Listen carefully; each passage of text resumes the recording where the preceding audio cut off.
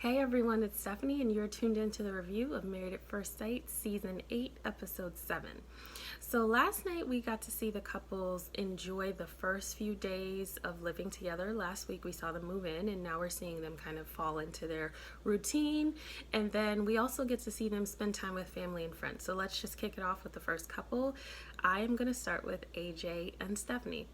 So AJ and Stephanie are kind of like still in a good groove despite the stress and mild dysfunction from AJ in snapping and the stress of moving. We see them continue to really genuinely enjoy each other. To me, they're a pleasure to watch. I still, I'm going to stick to what I say in terms of I don't really get a couple's vibe from them, like a romantic couple's vibe from them, even though they display that. There's just something that doesn't connect there for me, but they seem to really genuinely enjoy each other. And so that's really a pleasure to watch. They really have a good time together. I really enjoyed seeing, because I don't think much happened for them. They spent time with friends. They found out little stories about each other. They have a good dynamic. Their friends like each other. So I don't think much happened for them this episode, except for AJ apologizing. And I really enjoyed seeing that because I thought that the last episode basically, where he was really frustrated with the move, was kind of obnoxious. And it put Stephanie in a space where she doesn't really know what to do, because she is not sure where to go. This is a new person. She doesn't want to be upset. She's non-confrontational. He's the complete opposite. So we saw that kind of train wreck happen last week, and I'm really, really glad that he owned up to it, took accountability for it, and let her know that he was sorry about that and he wanted to do differently. They had to have that dialogue, and that's just part of getting to know each other. We all have character traits that aren't the best, and we need to work on them. Not any excuses for AJ, but just to kind of bring it to where we can all identify. We all have things that aren't the best, and so acknowledging that and saying, here's where I struggle, or here's what wasn't so great and I really apologize, opens the opportunity to have a dialogue about how we can grow from this. And so I really enjoyed watching Stephanie say, listen, I know that you get upset and that's how it is, and for you, you move on very quickly, but for me, that's a little jarring. So you're gonna give me a little time. You have to give me a little time because I don't get over it that quickly. I love that she said that, because doing the opposite and pretending to move along would have just been like a pressure cooker, and at some point she would just explode. So I'm hoping that the beginning of this dialogue for them is going to maybe trigger him to be mindful a little bit.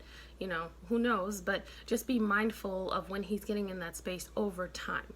He's been this way for a long time, so it's not going to change overnight. I'm sure we'll see more of it. But I was glad to just see them have that honest conversation about, listen, I shouldn't have been that way. That was really frustrating for me. I really struggled. I wasn't the best version of myself. And her saying, okay, I get it, but you're going to have to give me some time because I feel some type of way too. So I really enjoyed seeing that. So that's pretty much Stephanie and AJ. I don't remember anything else that was super significant with the two of them. So let's move on to Keith and Kristine. Keith and Kristine consummate their marriage. So they have sex the first night in their home, and it's so funny to see their recantment of that, because he says, it's so great and we did it again, and she's like, the first time was short and a disaster, but we did it again. So it was just so funny just to see their recantment of that. But they both are really enjoying each other. They're spending time together. They are having a good time with family and friends. A little bit of the pressure for all the couples, because everyone who sees them says, did you have sex yet? And I know that it's got to be difficult to be put on the spot, because traditionally, you're not getting that question. Traditionally, it's not even something that people think about, but of course people want to know in this case. And so they kind of coyly decide not to answer, but they're enjoying each other and getting to know each other. Their friends and family have a good time together. I find it interesting, because Dr. Pepper came to visit them. I found it interesting that she had the conversation with them about contraception. So I don't think I've ever seen, and I didn't see the first 2 seasons of this show, but since I've been watching the last 6, I don't think I've ever seen them have a conversation about contraception. Correct me if I'm wrong. So I found it interesting, and I thought maybe they're having this conversation now because there are so many Married at First Sight. Well, it's not so many, but there's 4 Married at First Sight babies that we know of, 3 that are very recent. So I thought that that was the case. My husband chimed in as we were watching and saying maybe it's because they're young. So they are a younger couple, and because some of these newer couples have been so rapid in their decision to have children, maybe it's just a conversation that she wants to bring up to them because they are a younger couple. Because he said, I don't think they would have had that conversation with Stephanie and AJ, who are both 35 and 37. So their clock might be different, their space might be different. So I thought it was interesting, regardless of the reason, just because now that is a reality. They didn't have to have that conversation, months, well, not months, but seasons ago, because there was no one really having children except for one. So that was pretty cool to watch. They are not using contraception. So Dr. Pepper basically said, okay, well, think about your family planning, which is important. Let's do this in a way that, sticks to the plan that you guys have. And it's basically kind of saying, take your time, get to know each other, and plan appropriately. You can decide whatever you want to do, but you definitely don't want to decide based on something else besides the desire for that. So I thought that was very cool. I'm enjoying seeing the families, the growing of the families from this experiment. So that's very cool. But it was just interesting because we had never really seen that conversation before. But other than that, Keith and Kristine, I think, are doing pretty well. So that's them. The third couple we have is Jasmine and Will. So Jasmine and Will also were getting heat when they had their family and friends over. They were also getting heat about if they were intimate yet. This is a point of contention right now. I'm not really sure the vibe that I get from Will. Obviously, Jasmine is ready. Jasmine is ready, and she wants to be the person who is kind of receiving. She is not ready to be the giver. Now, that could be one of two things. She could be very traditional in the sense that she doesn't think that she should ever have to initiate, and she wants to be, on the receiving end, or she could be someone who's just saying, okay, this is new. And so I'm going to let him make the first move because literally I met him 2 weeks ago. Like, I don't know what to do when. We just tend to believe that men are more aggressive in that way, and sometimes they can be. Will is not. So that, I think, is where she is struggling. So I think that if Will was a little more vocal about how he felt about her, or his level of attraction, or just giving compliments, she would be a little less anxious about being intimate. We keep saying, or we keep hearing her say, we need to have babies. I don't think she necessarily wants to get pregnant in 10 days. I mean, I'd hope not, because you really, doesn't matter if you guys are both here for the same thing. I mean, there's definitely a learning curve with who you're being matched with, but I think that she's not maybe feeling attractive. And Will, he is funny. He is pretty sarcastic. He has like a good funny humor. He is nice. He is respectful, but I think he is so reserved that she is not aware of how he feels about her intimately. And the big obvious thing would be sex. So if I could advise anything, I would tell him to be a little more verbal about just little things, because women like that, just little compliments to let her know how you're feeling since you're not doing anything else. But that is a point of contention for the both of them, the no sex thing. And it's the big elephant in the room. And I think Will is thinking, I want it to be natural and genuine and organic. And she's thinking, okay, I've said I'm ready. What is he doing? And then we start, as women, you start comparing that person to maybe other men, or what you expect, or what you've experienced in the past. And none of that stuff really matters because it's not happening right now, but it can be frustrating. So I don't know. I didn't watch the previews for the next episode, but I hope that they make that transition as organically as they can, because that will definitely be something that could be explosive, because then it brings up a lot of insecurities, and then the other person who's not ready to do it feels pressured and maybe doesn't even want to now because it doesn't feel natural, and it's just a lot. So outside of that, I didn't really see anything that was like a red flag.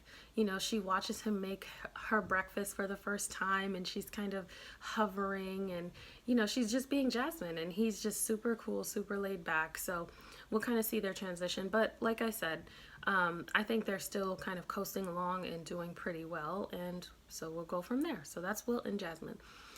Last but not least, we have Luke and Kate.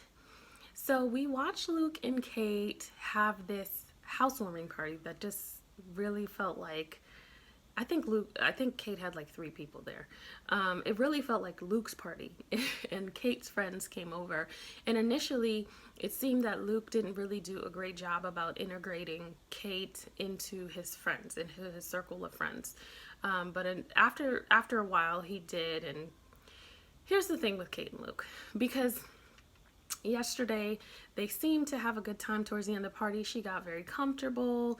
They even kissed. Like, I was so surprised to see that. Like, she was hanging on him while they were doing their video, and she kissed him on the cheek, and then he kissed her on the lips, and it seemed very natural. Here's the thing: had the situation happened prior, where he didn't say that he felt dead inside, I probably would have taken that better.